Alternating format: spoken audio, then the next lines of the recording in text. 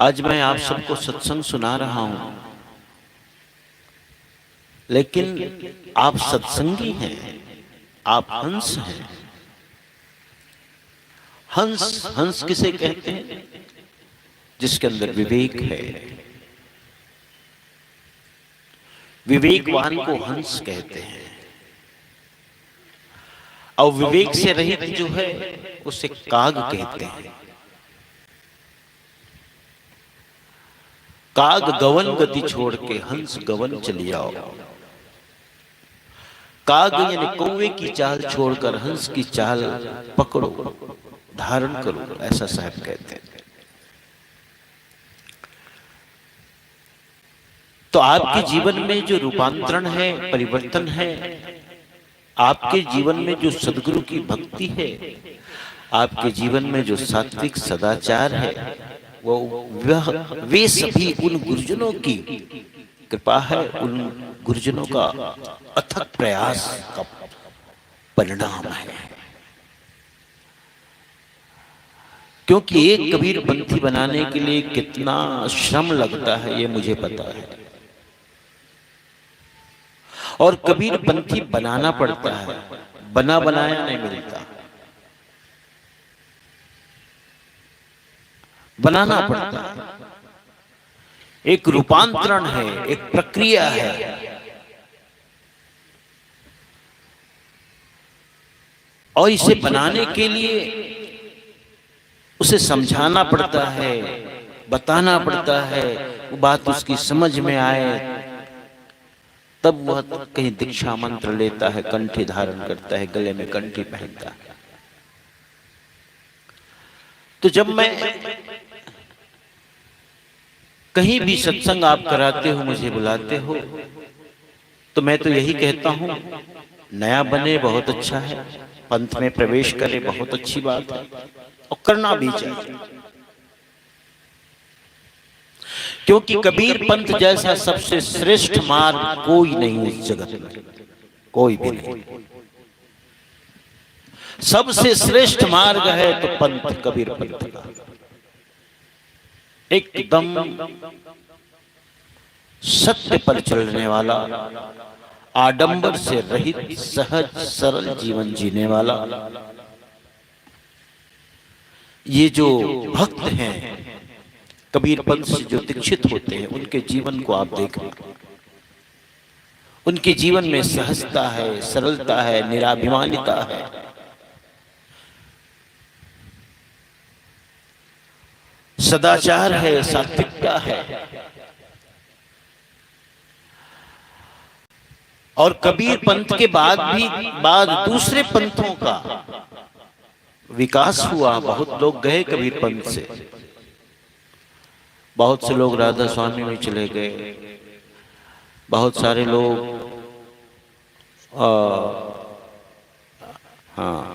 प्रजापिता ब्रह्मा कुमारीज में चले गए, और भी अन्य पंथों में चले गए, ये रामपाल वालों में चले गए। ये राम वालों ने तो बेड़ा गर्क किया हुआ है, पूरा बेड़ा गर्क किया। जिसके नाम के आगे पीछे है देख लो, याद कर लो, क्या बोलूं, देख लो जरा, सब बेड़ा गर्क कर दिया। न कोई मर्यादा, न कोई भार। कबीर पंथ सबसे सुंदर मार्ग है, और सदगुरु का ज्ञान सर्वश्रेष्ठ ज्ञान है।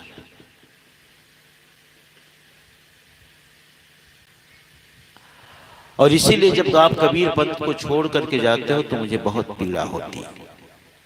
कहां जा रहे हो, कहां जा रहे हो? भटकोगे, लौटोगे, लेकिन लौटना भी मुश्किल हो जाता है जो भटक जाते हैं उसके लिए, क्योंकि ईगो आड़े आता है, अभिमान नाक की बात बन जाती है। फिर बहुत सारे लोग जो है ये रामपाल जी में चले गए, लेकिन हम लौटना चाहते हैं, क्या करें, हम नाक कटी हुई, कैसे आवे वापस, मुश्किल है उनके सामने, कट गई है नाक, जान गए वहां भी जाके कुछ है नहीं, लेकिन लौटे कैसे? अपने ही कबीर पंथ में बहुत से मत मतांतर हैं, लेकिन मैं एक बात कहता हूं,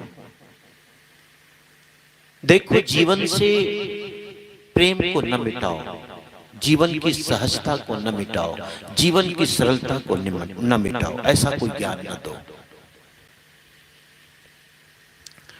धर्मदासी परंपरा की सबसे बड़ी विशेषता रही है, जिसे वंश परंपरा कहते हैं, जिसे आप सब चौका आरती वाले आदि कहते हैं, चौकहा वाले। बहुत बार लोग कहते हैं साहब हम चौकहा वाला रहे, अब का हो गए, अब कुछ और हो गए साहब, चौकहा वाले के रूप से जानते हो। यह जो परंपरा है जिसमें भक्ति को सर्वोपरि स्थान देते हैं, भक्ति को लाओ।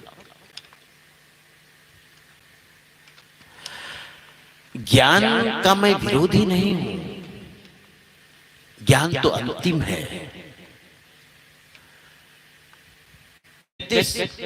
भक्ति से ज्ञान और ज्ञान से मुक्ति, ये क्रम है।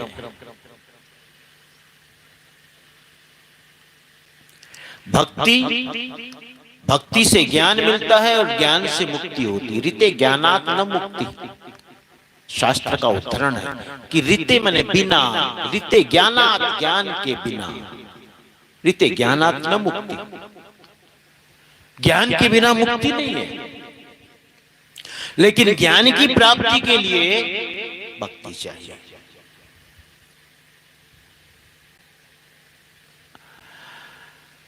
तो जो अन्यान्य मत पंथ है, कबीर पंथ में अन्यान्य मत कहें, शाखा कहें, बहुत सी शाखाओं में भक्ति को पर कम जोर दिया जाता है, ज्ञान पर ही सारा ध्यान और फोकस किया जाता है।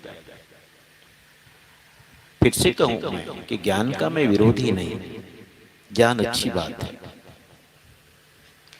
लेकिन ऐसा ज्ञान जो आपस में भेद पैदा कर दे। कल तक तुम हमारे थे, अब किसी और मत के और किसी और गद्दी के हो गए, तो अब बंदगी करने में भी तुम्हें शर्म आती है। ऐसा ज्ञान क्या है जो भेद पैदा कर दे? मैं इस ज्ञान का विरोधी हूं। जो आप में भेद पैदा कर दिया, जिस ज्ञान ने आपके अंदर अहंकार पैदा कर दिया, अभिमान पैदा कर दिया, हम श्रेष्ठ हैं, हम अच्छे हैं, हम जानकार हैं, ज्ञानी होने का भ्रम पैदा कर दिया, मैं इस ज्ञान का विरोधी हूं। उससे तो अच्छा था सहज रहते, कुछ न पता, सरल रहते, बीजक याद ना होता तो ठीक, सरल। टॉलस्टॉय की एक कहानी है कि झील के उस पार 3 साधक थे और उनकी बड़ी चर्चा, लोग उनके दर्शन के लिए जाते थे, भीड़ लग गई। राज्य के राजपुरोहित को पता चला कि आजकल वो 3 साधक हैं झील के उस पार,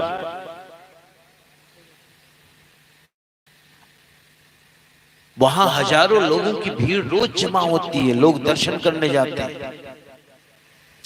राजपुरोहित को भी थोड़ी चिंता सताने लगी, तो मेरा क्या होगा, मेरी प्रतिष्ठा का क्या होगा जब सब लोग वहां जाएंगे। तो सोचा कि मैं भी चलूं, देखने पता करने क्या करता है वो, क्या है उसके पास। इसने भी एक नाव तैयार की, नाविक को बुलाया और कहा चलो उस पार चलते हैं। कुछ शिष्यों के साथ गया। वो 3 साधक, जब उन्हें पता चला कि राजपुरोहित आए हैं, दौड़े दौड़े गए, तीनों पैरों में गिर पड़े। आप आ गए, आदेश कर देते, हम खुद चले आए होते, आपको कष्ट उठाने की जरूरत क्या थी, पर आप आए, हमारा सौभाग्य। वो तो फूले न समाते थे अपनी किस्मत पर कि आज राजपुरोहित आए, राज्य के सबसे बड़े गुरु, धर्म गुरु। बड़े सम्मान के साथ उसे लिवा ले गए, बिठाए, आदर सत्कार किया, तीनों हाथ जोड़े सामने बस बैठे, सरलता सहजता। उसने देख लिया राजपुरोहित ने, अरे ये तो महागवान लगते हैं, कोई बात नहीं, खतरा नहीं है, क्योंकि उनमें सरलता थी, सहजता थी। उसने देखा कि नहीं, खतरे की कोई बात नहीं, गंवार है, अशिक्षित है, असभ्य है, पढ़े लिखे नहीं, क्योंकि पढ़े लिखे में थोड़ी सी अकड़ तो होती है। उसने कहा क्या बात है, तुम लोगों का बड़ा नाम है, क्या करते हो, क्या कोई सिद्धि, कोई चमत्कार, कोई साधना? हाथ जोड़ तीनों कहे, प्रभु हमारे पास क्या होगी कुछ सिद्धि, कोई चमत्कार, हम तो सीधे साधे लोग हैं, कुछ भी नहीं हमारे पास। कहे फिर इतनी भीड़ क्यों, कारण क्या? हम ये नहीं बता सकते, हम ये नहीं बता सकते ये लोग आते क्यों, लेकिन हमारे पास कुछ भी नहीं। करते क्या हो? कहे बस हम प्रार्थना करते हैं। अब वो भी 3 लाइन, 3 पंक्ति। कहे प्रार्थना, कैसी प्रार्थना है? कि बस हम लोगों ने अपने ही मिलकर के बना ली, हम तो पढ़े लिखे हैं नहीं, हमें पता है कि वे 3 हैं और हम भी 3 हैं, क्योंकि ईसाई धर्म में एक पिता परमेश्वर और उनके पुत्र और एक पवित्र आत्मा, ऐसे 3 वहां उदाहरण है कि परमेश्वर, उनके पुत्र और एक पवित्र आत्मा। जैसे हमारे देश में सनातन धर्म में त्रिमूर्ति की अवधारणा है ना, कि ब्रह्मा विष्णु महेश, वहां ट्रिनिटी की अवधारणा है, परमेश्वर, उसके पुत्र और पवित्र आत्मा। कहे वही 3 है और हम भी 3, तो हम लोगों ने एक प्रार्थना बना ली, you are 3, we are also 3, have mercy on us upon us, have mercy upon us, तुम भी 3 और हम भी 3, इसलिए हम तीनों पर कृपा करना। बस ये 3 लाइन की हम प्रार्थना बोलते हैं, यही प्रार्थना, ये प्रार्थना थोड़ी है। उसे तो पता था चर्च में क्या प्रार्थना होती है, सरकारी प्रार्थना, क्योंकि वो भी सरकारी था, प्रार्थना भी सरकारी, सरकार के द्वारा बनाई हुई। क्योंकि ईसाइयों में जो सेंट लिखे जाते हैं वो प्रमाणित होते हैं, कि किन्हें प्रमाण पत्र, जिन्हें प्रमाण पत्र दिया जाता है वही सेंट लिख सकते हैं। जैसे सेंट मदर टेरेसा, प्रमाणित किया गया उसको कि ये संत है। तो सेंट जो शब्द है वो हिंदी के संत या संस्कृत के संत का समानार्थी नहीं है। उसे कहा जाता है कि कोई अंग्रेजी में सैंक्शन शब्द होता है, जैसे सरकार द्वारा कोई चीज सैंक्शन की जाती है, प्रमाणित की जाती है। तो वैसे ही वहां की जो संस्था है, जो चर्च आदि का नियंत्रण रखने वाली संस्था, उसके द्वारा प्रमाणित होते कि ये इसे संत की उपाधि दी जाए, तो संत लिखते हैं। तो उसने वो जो चर्च में प्रार्थना कही जाती थी उसे सुनाई, हाँ, कि ये प्रार्थना है, तुम जो कहते हो गलत है, ठीक नहीं है, न व्याकरण सम्मत है, न शास्त्र सम्मत है, कुछ भी नहीं, तुम ये प्रार्थना याद कर लो। अब देखो कितना भोलापन, कितनी सरलता, सहजता उनमें। कहे प्रभु हमें तो पता नहीं था, पता हो गया तो याद करा दो आप। अब वो पढ़े लिखे लोग नहीं थे बेचारे, भोले भाले गंवार। एक बार उसने बताई, फिर याद किए, कहे फिर एक बार बता दो, भूल भूल सा जाता है।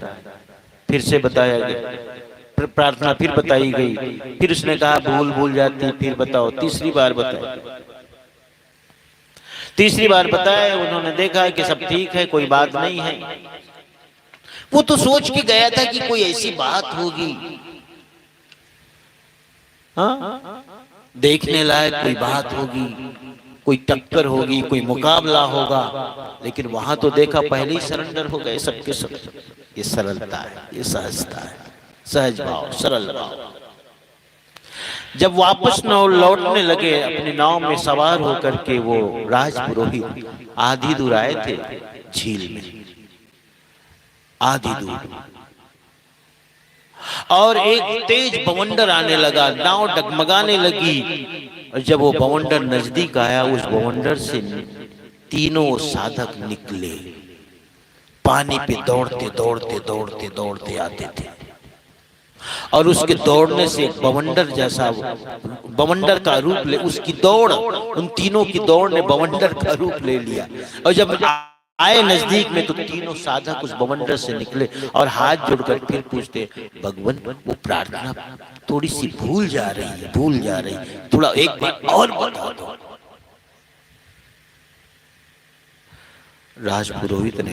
राजपुरोहित तो चुप रह गया, ठगा सा। मैं जिस प्रार्थना को जीवन भर दोहरा रहा हूं, वो आज किस काम का? इन 3 पंक्तियों की प्रार्थना जो उन्होंने खुद बनाई, उस प्रार्थना में इतनी शक्ति है कि उस प्रार्थना को बोलते बोलते इनके अंदर एक सिद्धि आ गई, एक ताकत आ गई, एक शक्ति आ गई। उसने कहा कि नहीं, तुम्हें और किसी प्रार्थना की जरूरत नहीं, जो तुम जानते हो वही ठीक है, बिल्कुल ठीक है। मेरे सिखाई हुई प्रार्थना की तुम्हें कोई जरूरत नहीं, जो प्रार्थना तुम जानते हो वही ठीक है। ये लियो टॉलस्टॉय की कहानी है, रूस का बहुत बड़ा लेखक हुआ, प्रेमचंद के समकक्ष। इस कहानी से एक बात समझ में आती है, दिल की सरलता, हृदय की सरलता, मन की पवित्रता, सहजता, ये जरूरी है। और सारी साधनाओं का सार भी यही है, मन की गांठ खुल जाए। हमारे अंदर बहुत सारी गांठें हैं, क्रोध की, काम की, वासना की, तृष्णा की, जो पूरी नहीं हो पाती वासनाएं, इच्छाएं, कामनाएं, चाहनाएं, वही गांठ बन जाती है, ग्रंथि बन जाती है, कॉम्प्लेक्स बन जाता है। और वही जब गांठ बन जाती तो हमारे अंदर जटिलता पैदा करती है, वही गांठ है। लेकिन जो सरल है, सहज है, एकदम,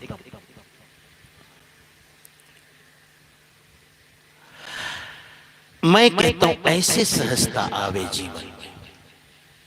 और जो ज्ञान तुम्हारे अंदर अहंकार पैदा कर दे, उस ज्ञान की जरूरत नहीं।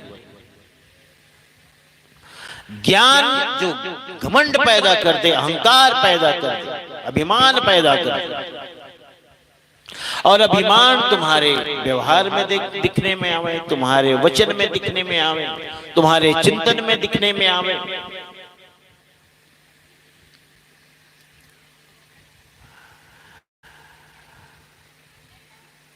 हमारे कबीर पंथ में एक मत है, पारक मत। पारक मत के संतों में मैं देखता हूं, सदगुरु के ज्ञान तो बोलते हैं, लेकिन सदगुरु के प्रति आस्था मुझे नहीं दिखती। बुरा मत मानना अगर आप लोग कोई मानने वाले, ये मेरा विचार है। आस्था नहीं दिखती मुझे, प्रेम नहीं दिखता, भक्ति नहीं दिखती। जब साहब का नाम लेंगे तो कबीर कबीर ही बोलेंगे, सदगुरु कबीर साहब नहीं बोल सकते। और आजकल सब सदगुरु बन गए, जितने हैं सब सदगुरु ही सदगुरु। 4 साल क्या नहीं हुए, आए संत जीवन में एक किताब थमा देते हैं, साहब ये मेरी किताब। कितना अनुभव हो गया भैया तुमको, अभी 4 साल हुए संत जीवन में आए, क्या अनुभव कर डाला। बात किताब की नहीं है, मैं सब जगह मुझे लोग जान जाएं, सबके घरों में मेरा नाम की किताब रह जाए, ये लोकेशना, लोकेशना है और कुछ नहीं।